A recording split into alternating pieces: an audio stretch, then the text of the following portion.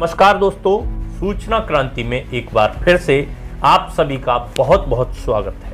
मैं हूं आपके साथ शीलेंद्र कुमार। दोस्तों, 13 फरवरी को हर साल विश्व रेडियो दिवस मनाया जाता है।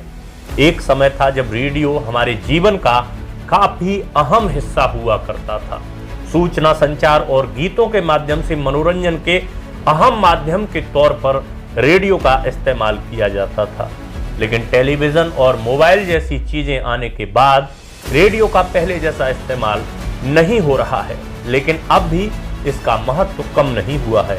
आइए आज रेडियो दिवस के अवसर पर इससे जुड़ी कुछ खास बातें जानते हैं। अगर रेडियो के आविष्कार की बात करें तो रेडियो तरंगों को पहली बार 1886 में जर्मन भौतिक विज्ञानी हेनरिक हर्ट्ज द्वारा पहचाना और अध्ययन किया गया था। पहला व्यावहारिक रेडियो ट्रांसमीटर और रिसीवर 1895-96 के आसपास इटली के मार्कोनी द्वारा विकसित किया गया था और रेडियो का उपयोग 1900 के आसपास व्यावसायिक रूप से किया जाने लगा।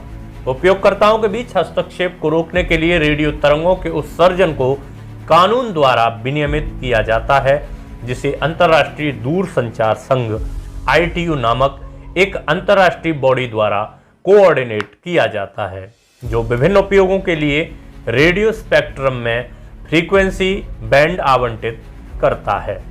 दुनिया भर में सूचना के आदान प्रदान और लोगों को शिक्षित करने में रेडियो ने अहम भूमिका निभाई है। इसका इस्तेमाल युवाओं को उन विषयों के चर्चा में शामिल करने के लिए किया गया जो उनको प्रभावित करते हैं। इसने प्राकृतिक और मानव निर्मित आपदाओं के दौरान लोगों की कीमती जानों को बचाने में मदद की। यह पत्रकारों के लिए एक प्लेटफॉर्म हुआ करता था जिसके माध्यम से वह अपनी रिपोर्ट दुनिया तक पहुंचाते थे और अपनी कहानी सुनाते थे। आपने शायद पहले क्रिकेट मैच की कमेंट्री भी रेडियो पर सुनी होगी। मौजूदा समय में भी यह सूचना फैलाने का सबसे शक्तिशाली लेकिन सस्ता माध्यम है। हालांकि रेडियो सदियों पुराना माध्यम हो गया है, लेकिन अब भी संचार के लिए इसका इस्तेमाल होता है। इसके अलावा 1945 में इसी दिन यूनाइटेड नेशंस रेडियो से पहली बार प्रसारण हुआ था। रेडियो की इन अहमियतों को देखते हुए हर साल रेडियो दिवस मनाया जाता है। औपचारिक रूप से पहला विश्व रेडियो दिवस 2012 में मनाया गया था। स्पेन रेडियो अकेडमी ने 2010 में पहली बार इसका प्रस्ताव रखा था। 2011 में यूनेस्को की महासभा के 36वें सत्र में 13 फरवरी को विश्व रेडियो दिवस घोषित किया गया।